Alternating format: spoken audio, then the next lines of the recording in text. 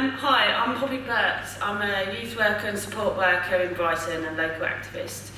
I'm a single mum to a lovely little boy called Chance in the audience somewhere, and I'm at uni studying youth work too. What I wanted to talk about today is why I support Jeremy Corbyn.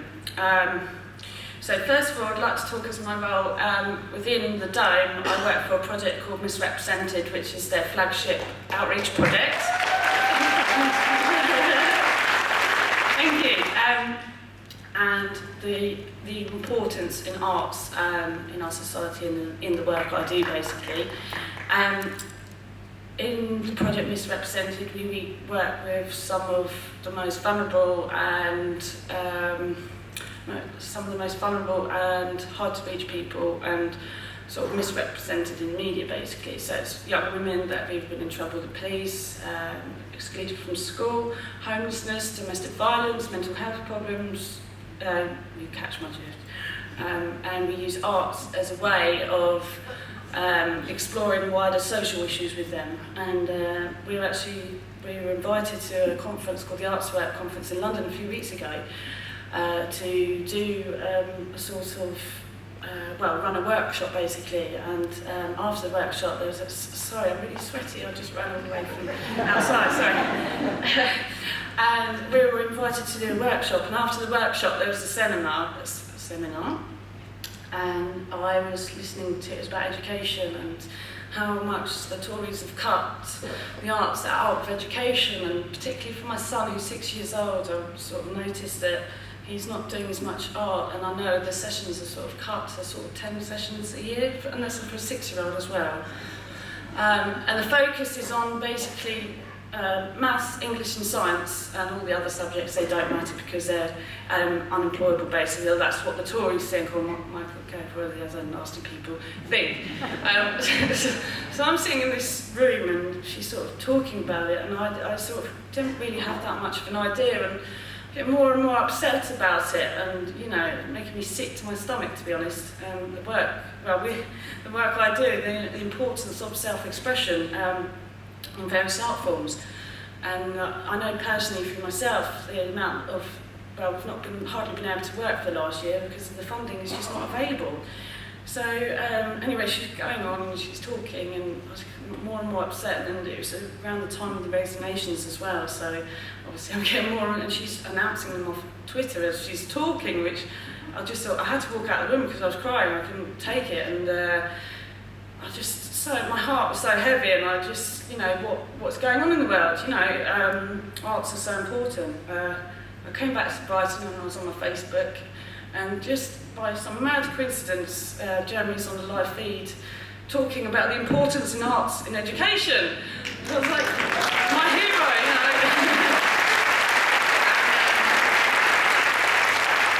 Thank you. It just, for me, Jeremy's a breath of fresh air, and for him to realise that, and I think a quote of him is to say, there's a poet in everyone, there's an artist in everyone, there's a musician in everyone.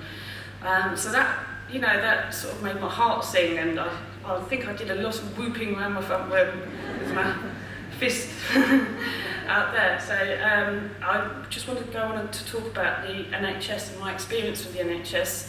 Last year was one of the hardest years the hardest year of my life. A lot of people in my family have had cancer, but last year I lost my nan and my granddad, who are very close to me.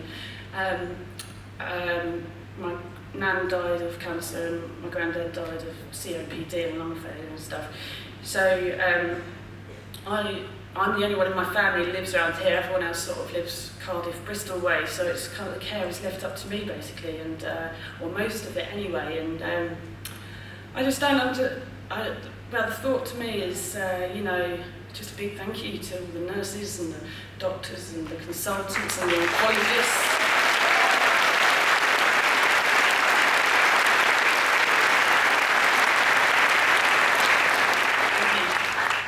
And more so in my nan's last few months, the palliative care team, the district nurses that came every day or every week, the carers, all the equipment and everything that we relied on. And the NHS is not what they what they knew when it started.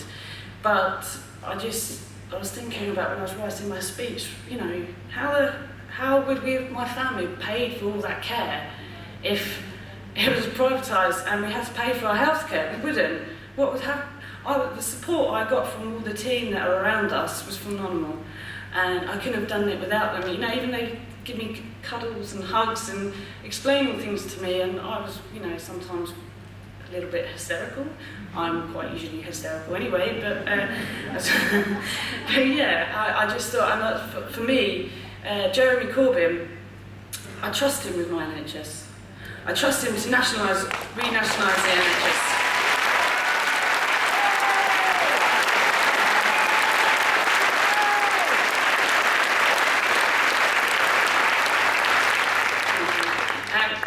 So what I want to say about the NHS, that's that. Fire Brigade Union, I'm from a family of firemen, or firefighters should I say.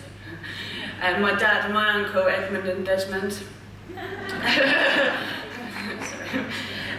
Yeah, they were in the fire service, and for me it's just disgusting how much the funding has been cut, basically decimated the fire service, and it's a vital service, guys, you know. What are you going to do if your house burns down in somewhere that hasn't got a fire station, you know? Or, well, I'm not saying that, I don't mean to say that the fire service don't do their absolute best, because they're absolutely dedicated. But what the point I'm trying to say is, Jeremy's been a supporter of the fire service and the Fire Brigade Union for over 30 years now, and I trust him to put that funding back, well, much needed funding back into the fire service to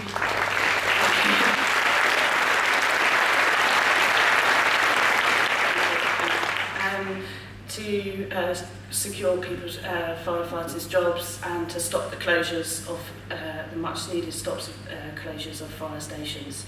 So that's another reason why I support Jeremy Corbyn. Secondly, housing. My housing situation, I'm very lucky now to have a council house. I'm a single mum. 6-7 years ago, I lived a very different life. I won't go into completely my background. But with insecure housing, I mean, I don't know if you guys are aware of the theory called Maslow's hierarchy of needs. He says if you don't have warmth, food, water, shelter, and safety, your safety needs are not met. You can't self-actualise, and you can't lead a normal life, and that's very true. And I was sofa surfing and getting myself into all sorts of dodgy situations and very up and down life. When I had my son, I had the emergency accommodation in Brighton. I've been through quite a lot, and it's pretty disgusting and nasty. And I won't go into all the stories I've had in hostels and stuff when I was pregnant. But I'm what I'm trying to say is I'm very lucky now to have the council house that I do. And without that house, and that safety, I wouldn't be talking to you guys here now. I don't know what I'd be, but I wouldn't be, I don't want to blow my own trumpet, but, I work hard, I'm in uni, and life's pretty good for me now, and I'm very lucky and fortunate. So another reason why I support Jeremy is his...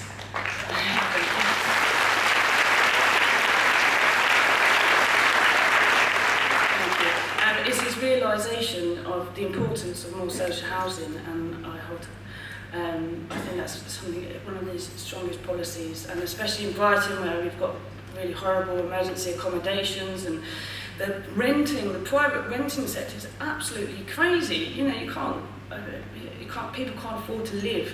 They can afford to pay their rent, but it's either rent or food, or something needs to be done. So that's why I trust him.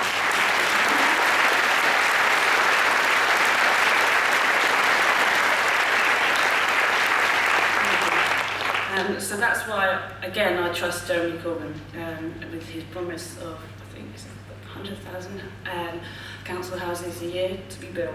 One of my last points is, it's obviously about transport and Southern Rail, so I'll put a little bit in about that. I was going to Keep Corbyn Rally a few weeks ago when all these sort of resignations and stuff started happening in Parliament Square. It took me and a friend from the Labour Party bloody ages to get there, and we got to East Croydon station, and there's cancellations and change of platforms, and you know, people crying. There was this poor lady that was crying on the platform because not only was she a single mother, and she's missed, the train's been cancelled, and her child's in nursery, so she's paying for childcare. And me personally, I understand and I remember how expensive that is. If you're late, and obviously the trauma of being your mum or whoever not picking you up on time, being late to pick you up for her child, the poor lady was crying on the phone, you know, because you get charged if you're late for the nursery. So not only is she paying these extortionate prices for her train fare, it's not actually getting her where she needs to go to, and it's making her late for picking up her child from their childcare, which really sort of hit home with me because I've been in that kind of situation before. So that's what I wanted to say about that.